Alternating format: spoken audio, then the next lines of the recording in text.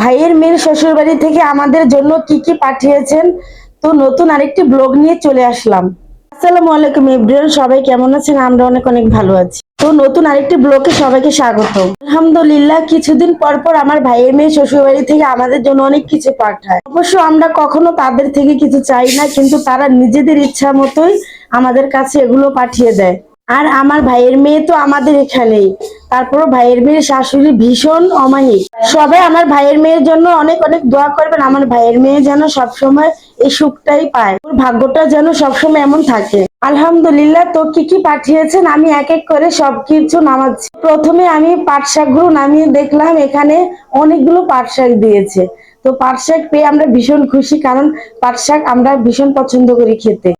তারপর এখানে আরেক ব্যাগের মধ্যে দিয়েছে কাঁচামরিচ, দুই রকমের কাঁচামরিচ, এখানে সবুজটা আর ওখানে লালটা। সবকিছু ওনারা নিজের জমিতে ফসল করে, তার জন্য ওনাদের কোনো কিছুর অভাব নেই, তাই সবকিছুতে আমাদের কিছু ভাগ দেয়।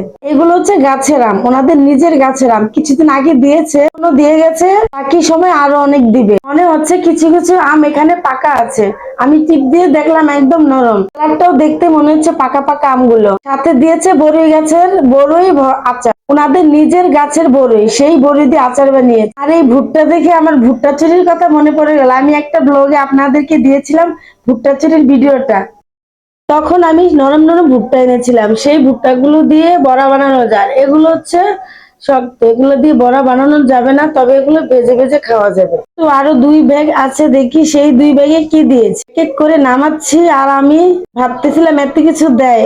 এদিকে আবার আলু দিয়েছে, কিছুদিন আগে অনেকগুলো আলু দিয়েছে, এখন আবার আলু নিয়ে আসছে। কিছু কিছু মানুষের দেওয়ার মন থাকতে হয়, যদি না থাকে তাহলে হাজার থাকলেও কিন্তু দেওয়া হয় না। আবার অনেকের আছে, হাজারও আছে, কিন্তু দেওয়ার চেষ্টা করেন।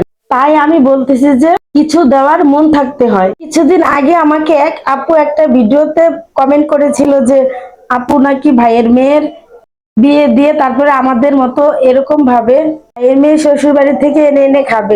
আসল কথা কি জানো, সেই আপুটার উদ্দেশ্যে আমি বলতেছি, সবার ভাগ্য কিন্তু এক হয় না।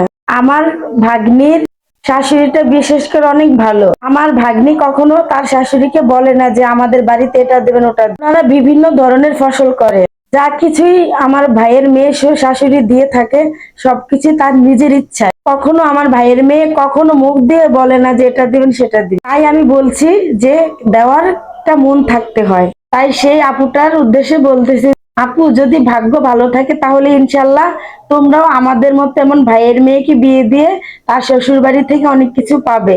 তো সবাই আমার ভাইয়ের মেয়ের জন্য দোয়া করবেন, আমার ভাইয়ের মেয়ে যেন সুখে শান্তিতে দিন কাটাতে পারে। আমাদের কাছে একটা খুশির খবর আছে, আলহামদুলিল্লাহ। সবাই আমার ভাইয়ের মেয়ের জন্য দোয়া করবেন। আমরা জীবনে যা না পেয়েছি তা আমার ভাইয়ের মেয়েকে বিয়ে দিয়ে ইনশাল্লাহ পাচ্ছি। তো অনেকগুলো ভুট্টা দিয়েছে, আম দিয়েছে, পাট শাক দিয়েছে, কাঁচামরিচ দুই রকমের দিয়েছে, এবং কি খুদের চালও দিয়েছে খুদের ভাত খাওয়ার জন্য। ওনারা ধান করে, সেই ধান ভাঙিয়ে খুদ হয়েছে, সেখান থেকে খুদ দিয়েছে আমাদের জন্য।